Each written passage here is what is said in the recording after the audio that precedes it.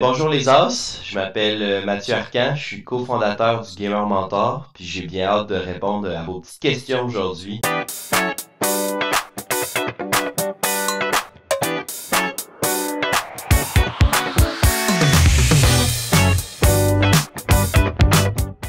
Salut! Tu aimes les jeux vidéo? Ça tombe bien, parce que mon invité d'aujourd'hui s'appelle Mathieu Arcan. C'est le fondateur de l'entreprise Le Gamer Mentor. Son objectif, c'est d'encourager les jeunes dans leur passion pour le jeu vidéo tout en ayant un mode de vie sain. Et pas question de percevoir les jeux vidéo comme un passe-temps honteux et inutile. Mathieu a répondu à 5 de vos questions, c'est parti! La première question, c'est Tali Barbie qui la pose. Dans le temps, à quel jeu jouais-tu? Ben, salut Tali Barbie, dans le temps, quand j'avais peut-être ton âge, je sais pas de quel âge aujourd'hui, mais moi j'ai eu ma première console à 6 ans. C'était la première PlayStation avec le jeu Crash Bandicoot, peut-être que tu connais, c'est un genre de renard marsupien rouge qui ramasse des pommes, qui se promène dans des tableaux. J'ai longtemps joué à ce jeu-là quand j'étais jeune, ça a été le jeu qui m'a fait tomber en amour avec les jeux vidéo. Après ça, j'ai connu les Pokémon, je sais pas si tu joues Pokémon toi aussi, mais j'ai connu les 150 premiers Pokémon avec la Game Boy. Puis après ça, plus vers l'adolescence, j'ai embarqué sur un jeu qui s'appelait World of Warcraft. Aujourd'hui, je joue beaucoup à League of Legends, ça doit faire à peu près 10 ans. Maintenant, la question de ZFR SMK.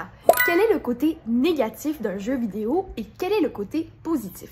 Salut ZZFR SMK. En fait, je te dirais qu'il y a plusieurs côtés négatifs, puis il peut y avoir plusieurs côtés positifs aussi. Un des côtés positifs, je pense, le fait de pouvoir rester en contact avec ses amis. Je rencontre beaucoup de jeunes en me promenant à faire des conférences partout au Québec, des jeunes qui ont déménagé, puis ça leur permet de rester en contact avec des gens qui ont perdu de vue parce qu'ils sont plus dans la même ville, sont rendus loin. C'est un des gros bénéfices, je trouve, des jeux vidéo. Puis avec les jeux vidéo aussi, on peut apprendre plein de choses. On peut apprendre à développer son leadership, on peut apprendre à communiquer avec ses coéquipiers. Il faut apprendre aussi à gérer ses émotions si on veut être capable de s'améliorer dans le jeu. Puis je te dirais que je trouve que le côté le plus négatif des jeux vidéo, surtout avec le jeu vidéo en ligne, c'est tout ce qui est l'anonymat. Ce qui fait que les gens souvent sont toxiques en ligne, peuvent avoir des comportements répréhensibles. Ça, je trouve ça vraiment désagréable. Je pense que c'est le plus gros fléau du jeu vidéo en ligne, c'est ça. En fait, c'est les communautés de joueurs qui sont toxiques à cause de l'effet d'anonymat. Ça peut arriver que le jeu vidéo prenne toute la place. Même moi, ça m'est arrivé. Puis j'étais pas nécessairement un enfant là. C'était quand j'étais un jeune adulte, même rendu autour du cégep. Le jeu vidéo, c'était la seule place que j'avais envie, mettons, de mettre du temps. J'avais pas de plaisir à l'école. Puis c'était l'endroit où j'allais chercher une espèce de sentiment de valorisation que je me trouvais bon. Fait que j'avais envie de passer du temps dans le jeu vidéo, puis ça fait que des fois tu négliges certaines choses, tu sais, je négligeais l'école, tu fais négliger des relations amicales. Fait que oui, le jeu vidéo peut devenir négatif, puis c'est pour ça qu'il faut être conscient de pourquoi on joue, qu'est-ce qu'on aime dans le jeu, puis être capable de se développer nous-mêmes des limites pour être capable d'arrêter. On poursuit avec Soccer 13. Est-ce que ça a été dur de surmonter le fait que tes parents te criaient dessus? Et aussi, comment devrais-je faire pour surmonter ça?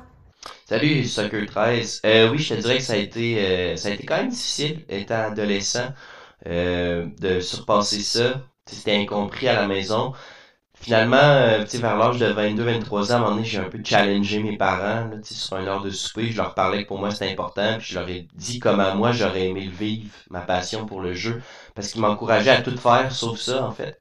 Mais j'aurais aimé ça qu'ils comprennent que c'était important pour moi, que c'était intéressant, plutôt qu'ils dévalorisent, puis qu'il y ait des commentaires négatifs envers mes jeux.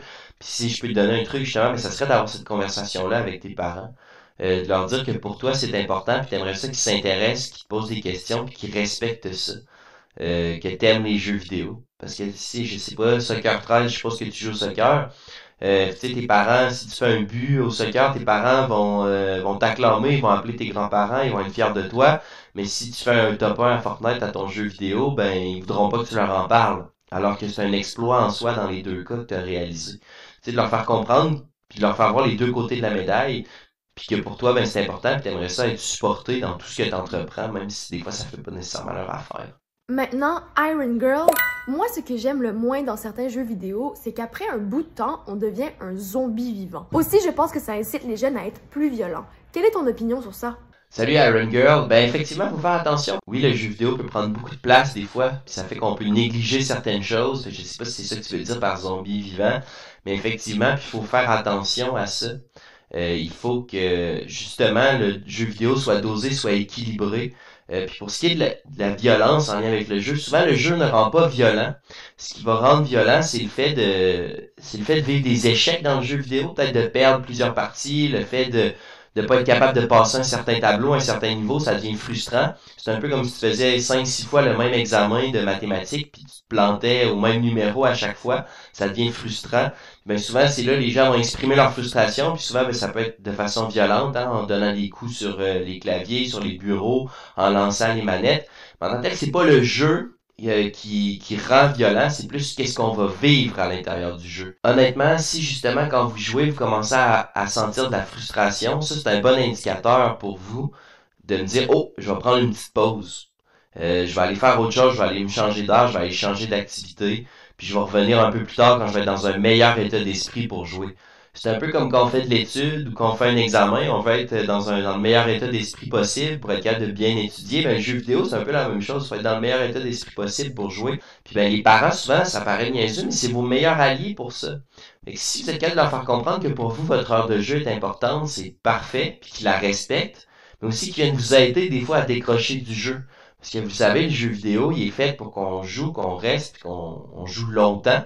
Puis ben le rôle des parents, c'est un peu ça, de venir nous aider à décrocher du jeu. Parce qu'à votre âge, en ce moment, votre cerveau, il a de la difficulté à faire ça par lui-même parce qu'il n'est pas pleinement développé. Fait qu'une fois qu'on est conscient de ça, qu'on demande l'aide de notre entourage, puis des fois, oui, il va peut-être avoir des petites chicanes, puis c'est correct, puis on se réconcilie, puis on passe à la prochaine étape. Pour les moins de 12 ans, on dit que c'est 2 heures maximum de jeu. Et la règle pour les pauses, c'est un peu un 20 minutes de pause par heure de jeu. C'est une pause d'écran, en fait. C'est pas juste une pause de jeu vidéo, là. Fait qu'on irait faire une activité à l'extérieur, on change d'air, justement, on va promener son chien, on fait une activité avec ses parents, on joue aux jeux de société. Et pour terminer, Raffy Boy, les jeux vidéo ont-ils un bénéfice pour les enfants atteints d'un TDAH? Ben, je pourrais pas te dire Raffy Boy parce que je suis pas spécialiste en TDAH, mais moi je sais que j'ai un TDA diagnostiqué, il manque juste le H. Puis ben moi je trouvais que le jeu vidéo c'est ce qui me permettait de rester concentré.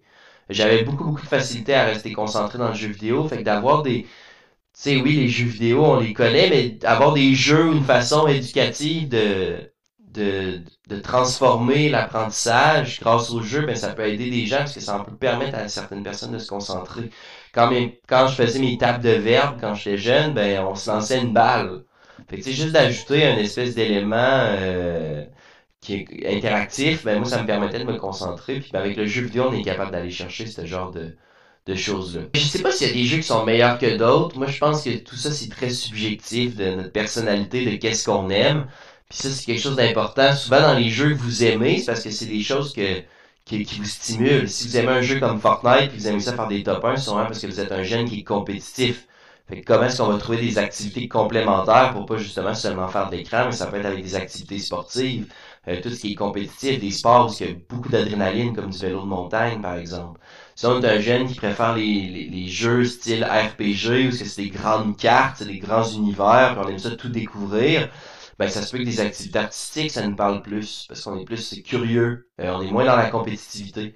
Fait que de s'intéresser au type de jeu qu'on fait, ben ça peut nous aider à trouver d'autres activités pour meubler le temps, justement. Hey, merci tout le monde pour vos questions. C'était vraiment le fun de participer à ce petit échange-là avec vous. Puis ben, n'oubliez pas, vous pouvez continuer à jouer aux jeux vidéo. Ce qui est important, c'est de le faire de façon saine et équilibrée.